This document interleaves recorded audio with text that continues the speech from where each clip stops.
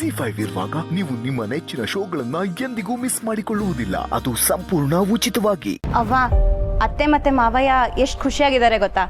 ಹೌದೇ? ಯಾಕವಿ? ಅದೇ ಹೊಸ ಹೊತ್ತಿಗೆ ಮಗು ಬರ್ತಿದ್ಯಲ್ಲ, ಮನೆಗೆ ಒಂದು ಕಳೆ ಬಂದಂಗಿದೆ.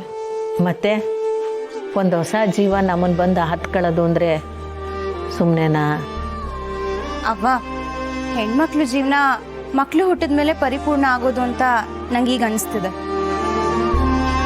ಒಂದು ರೀತಿಲಿ ಅದು ದಿಟ್ವೆ, ಆದರೆ ಅದೇ ಪೂರ ದಿಟನೂ ಅಲ್ಲ. ಎಷ್ಟೋ ಜನ ಹೆಣ್ಮಕ್ಳಿಗೆ ಮಕ್ಕಳೇ ಆಗೋಕ್ಕಿಲ್ಲ, ಅಂಥವ್ರ ಜೀವನ ಬೇರೆ ರೀತಿಲಿ ಪೂರ್ತಿ ಆಯ್ತದೆ. ತಾಯ್ತನ ಅನ್ನೋದು ಮಕ್ಕಳು ಹುಟ್ಟೋದ್ರಿಂದ ಪೂರ್ತಿ ಆಗೋಕ್ಕಿಲ್ಲ. ಒಬ್ಬರ ಕಷ್ಟಕ್ಕೆ ಮನಸ್ಸು ಮಿಡಿಯೋಕೆ ಶುರು ಆಯ್ತದಲ್ಲ, ಅಲ್ಲಿಂದ ತಾಯ್ತನ ಶುರುವಾಯ್ತದೆ.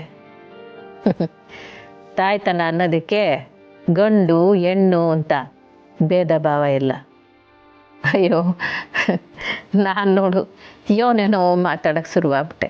ಹಾಗೇನಿಲ್ಲ ಅವ್ವ, ನೀನು ಮಕ್ಕಳಾಗಿ ನಾವು ನೀನು ಒಂದು ಕನಸಾದರೂ ಈಡೇರಿಸಿದೀವ? ಅಯ್ಯೋ, ಈಗ ಯಾಕದು ಬಿಡು. ಇಲ್ಲ, ಹೇಳವ. ನೀನು ತೆಪ್ಪು ತಿಳ್ಕೊಳಕ್ಕಿಲ್ಲ ಅಂದರೆ ಉದಾಹರಣೆ ಸಮೇತ ಹೇಳ್ತೀನಿ, ಬೇಸರ ಇಲ್ಲ ತಾನೆ? ಇಲ್ಲ, ಹೇಳು. ನಿಮ್ಮ ಅವ್ವಂಗೆ ನೀನು ಮಾತು ಕೊಟ್ಟಿದ್ದೆ, ಗಂಡೈಕ್ಳು ಮಾತ್ರನೇ ದೊಡ್ಡ ದೊಡ್ಡ ಕೆಲಸಗಳು ನೌಕರಿಗಳು ಮಾಡೋದು. ನಾನು ಮಾಡಿ ತೋರಿಸ್ತೀನಿ ಅಂತ ಹೇಳಿದ್ದೆ. ದೊಡ್ಡ ಆಫೀಸರ್ ಆಗೋ ಕನಸು, ಆ ಕಿಚ್ಚು ಈಗ ಎಲ್ಲೋಗದೆ? ಹಾಂ, ನಿನಗೆ ಗೊತ್ತಿಲ್ದಂಗೆ ನಿನ್ನ ಮಗಿನ ಕಡೆ ನಿನಗೆ ತಿರ್ಕೊಂಡಿಲ್ವೇ? ಎಲ್ಲ ಹೆಣ್ಮಕ್ಳಂಗೆ ನೀನು ಒಬ್ಳಾಗಕ್ಕೆ ಹೊಂಟಿದೀಯ. ಅದೇನು ತೆಪ್ಪು ಅನ್ನೋಕ್ಕಿಲ್ಲ ನಾನು, ಆದರೆ ಇದ್ಯೆ ಅನ್ನೋ ಶಕ್ತಿ ನಿನ್ನ ಕೈಯಾಗಿದ್ರೂ ಸಾಧನೆ ಮಾಡದೆ ಸುಮ್ಕಾಗ್ಬಿಟ್ಟಲ್ಲ, ಅದು ಯಾಕೋ ನನಗೆ ಸರಿ ಅನ್ನಿಸ್ನಿಲ್ಲ. ಅದು ನಿಂಗೆ ನೋವಾಗಲಿ ಅಂತ ನಾನು ಹೇಳ್ತಾ ಇರೋದಲ್ಲ ಸ್ನೇಹ. ಸುಮ್ಕೆ ಹಂಗೆ ಮಾತು ಬಂದ್ಬಿಡ್ತು ಆಟೆಯ. ಇರಲಿ ಬಿಡು. ನಂಜವ್ವ ಸೀಮಂತ ಯಾವಾಗ ಮಾಡೋದು ಅಂತ ಹೇಳಿದ್ಲಾ? ಒಳ್ಳೆ ದಿವಸ ನೋಡಿ ತಿಳಿಸ್ತಾರಂತೆ. ಹೆಂಗೋ ಎಲ್ಲರ ಜೀವನನೂ ನೇರೂಪ ಆದರೆ ಸಾಕು. ಅತ್ತೆ ಮನೇಲಿ ಹೊಸು ಸಂದಾಕವಳ ಚೆನ್ನಾಗಿದ್ದಾರೆ. ಸರಿ, ಫೋನ್ ಮಾಡಗ್ಲೇ?